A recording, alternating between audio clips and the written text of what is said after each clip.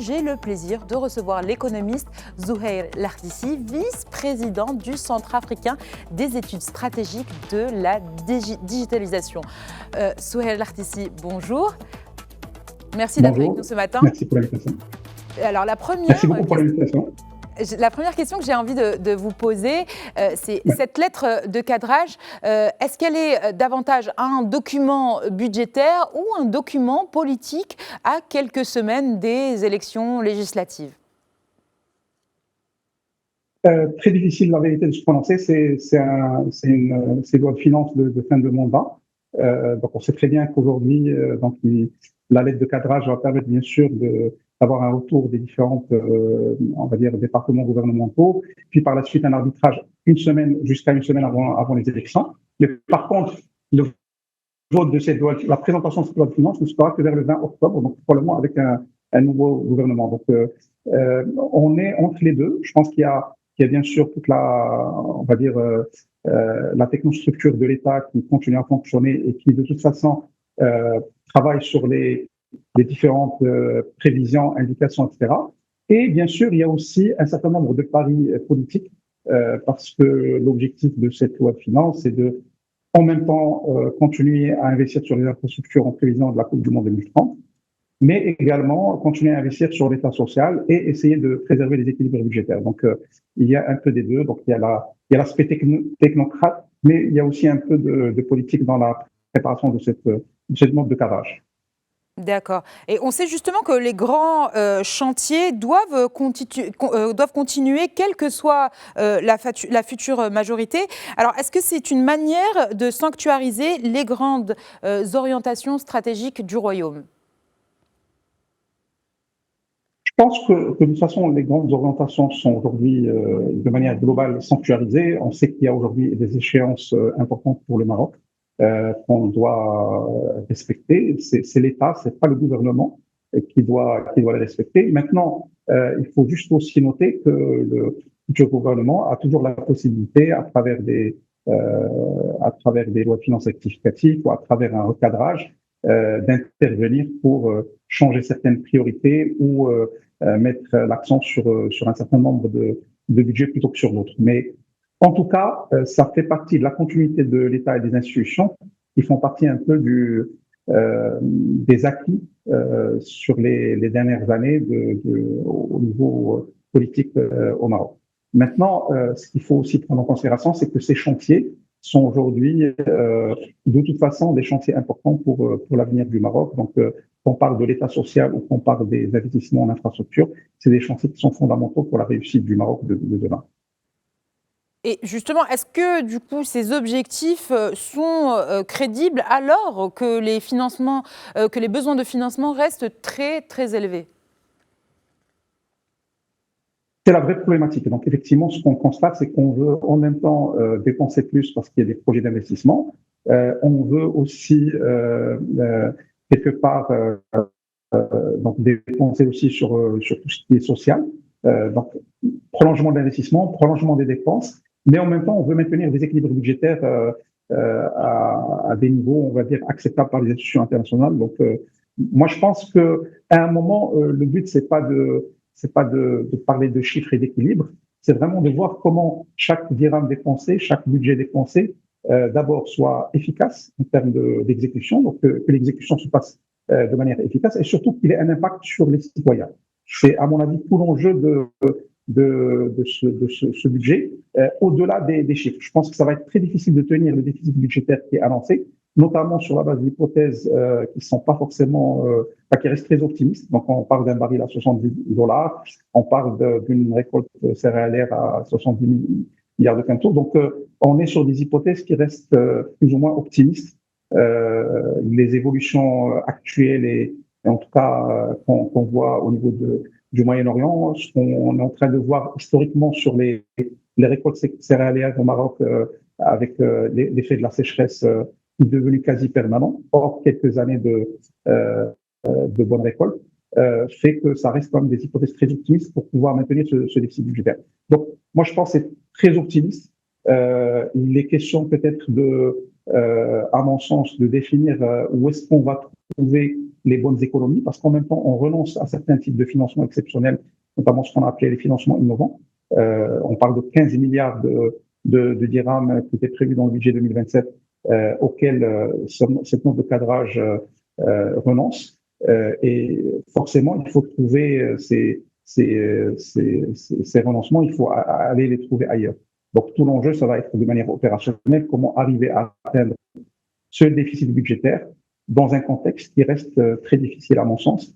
Maintenant, comme j'ai dit, au-delà des enjeux des chiffres, le plus important, c'est que tout ce qu'on prévoit comme croissance économique se traduise réellement dans la vie des citoyens de manière concrète. Parce que faire des équilibres, c'est très bien, mais à la fin, si le citoyen ne le ressent pas, c'est ça le vrai problème. Et justement, vous parliez du déficit. Le Maroc est passé d'un déficit de plus de 7% pendant la crise sanitaire à 3,5% aujourd'hui. Alors, est-ce qu'on peut parler d'un véritable redressement des finances publiques ?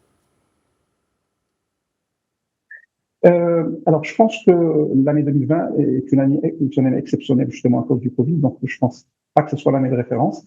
Maintenant, c'est vrai qu'il y a eu un travail d'amélioration des déficits budgétaires. Alors, on est descendu à 3,5 en 2025. En 2026, je pense que les différentes prévisions tablent sur 3,2 ou 3,3. Et l'année prochaine, ce qui est prévu, c'est de descendre à 3%. Quand on sait que donc, il y a une logique de rigueur on va dire, qui a été mise en place.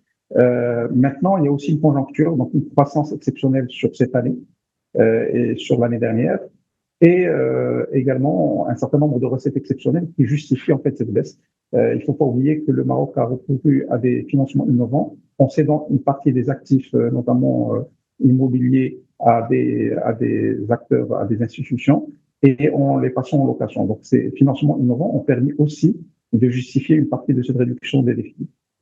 D'accord, on va parler un petit peu de la dette qui est annoncée autour de 65% du PIB avec une trajectoire descendante. Alors, est-ce que le Maroc retrouve des marges de manœuvre budgétaires ?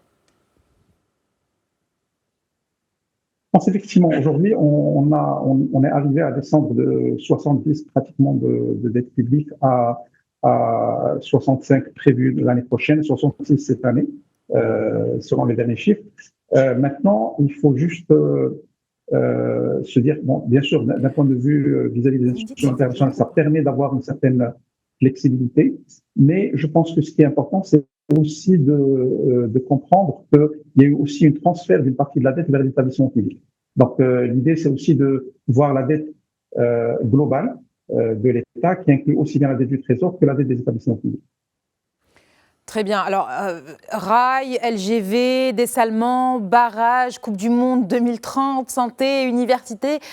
Le Maroc est-il entré dans une nouvelle phase d'investissement structurel ? Je pense effectivement, il y a un constat depuis 2 ans, et justement suite aussi à l'attribution d'organisation de la Coupe du Monde 2030. Qu'on est rentré dans une phase d'investissement sur la partie infrastructure qui est devenue structurelle. Donc, on a chaque année de nouveaux chantiers, donc aussi bien autoroutiers, aéroportuaires ou au niveau des autres infrastructures, notamment hospitalières, etc. C'est très important, je pense, c'est un effort qui est important. Comme j'ai dit, le plus critique dans ce type d'investissement, c'est vraiment de pouvoir s'assurer que ça va générer aussi bien de l'emploi derrière, et je pense que ça permet de générer de l'emploi pérenne, parce que ça aussi c'est un critère qui est important, pour permettre justement de faire face aux nouveaux défis. Il ne faut pas oublier qu'aujourd'hui, on est en train de vivre un monde où l'emploi est en train d'être probablement menacé par des technologies comme l'intelligence artificielle. Je pense que le vrai défi du futur gouvernement, ça va être le défi de l'emploi. Et donc, les chantiers, c'est important. Je pense que c'est structurel pour le Maroc. Le Maroc se modernise d'un point de vue infrastructure. C'est important aussi que cette modernisation se transforme en impact humain sur l'emploi et sur les niveaux de vie des citoyens. Et justement, comment est-ce que le Maroc peut financer simultanément tous ces projets, donc les infrastructures, l'État social, les programmes territoriaux, la reconstruction, mais aussi, très important, la reconstruction après les catastrophes naturelles. Comment est-ce que c'est possible de financer tout cela?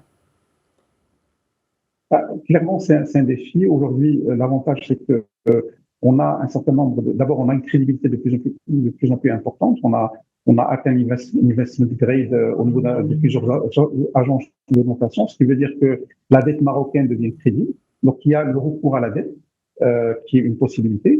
Mais il y a aussi peut-être une meilleure distribution des investissements. Donc, juste pour vous rappeler, on avait fait un travail sur le budget de la compensation qui a permis de réduire ce budget qui était dans les années 2018-2019, qui avait atteint entre 20 et 30 milliards à aujourd'hui pratiquement 13 milliards de dirhams. Et l'objectif était de répartir ça à travers de l'aide sociale directe. Ce qui n'est pas forcément aujourd'hui à 100% le cas, puisque l'aide sociale directe ne correspond aujourd'hui qu'à peu près 2 milliards de dirhams. Donc, je pense qu'une meilleure, en fait, l'enjeu va être un enjeu d'abord de financement, donc trouver les meilleurs financements, les financements innovants à l'international, premièrement. Deuxièmement, une rigueur dans l'exécution. Et troisièmement, une meilleure répartition des budgets par poste et surtout trouver les bons mécanismes pour avoir de l'impact à travers ces investissements. Très bien. Et alors, avant-dernière question, malgré la rigueur budgétaire, peut-on dire que l'État social reste totalement préservé? En tout cas, sur ce qui est au niveau de la note de cadrage, les grands investissements sociaux, donc notamment le dialogue social qui prévoit pratiquement 47 milliards de dirhams annuels est préservé. Je pense que les grands budgets donc de compensation, les budgets d'aide sociale directe sont préservés. Maintenant, moi, je pense qu'on doit faire un effort supplémentaire, notamment sur les 2-3 prochaines années, quitte à avoir un déficit budgétaire plus important, pour pouvoir justement préserver aussi la paix sociale. Parce que on a vu les images lors des incidents migratoires de CETA, et je pense qu'on a besoin de recréer un lien de confiance entre l'État et le citoyen. L'État aujourd'hui, c'est vrai qu'il regarde beaucoup les grands équilibres et les suivis par rapport à des chiffres, mais le citoyen regarde sa situation, et donc c'est important de trouver le bon équilibre, la bonne relation de confiance pour pouvoir préserver la paix sociale. Et c'est pour ça que moi je pense que c'est tout à fait possible d'aller sur un plus grand déficit, mais à condition d'investir sur les populations aujourd'hui les plus voilà. Merci. Désolée, finalement, c'était la dernière question. On n'a plus le temps. On est arrivé au bout du temps de l'interview. Merci beaucoup, Zouheir Lartissi. Je rappelle que vous êtes le vice-président du Centre africain des études stratégiques et de la digitalisation. Merci beaucoup d'avoir été avec nous.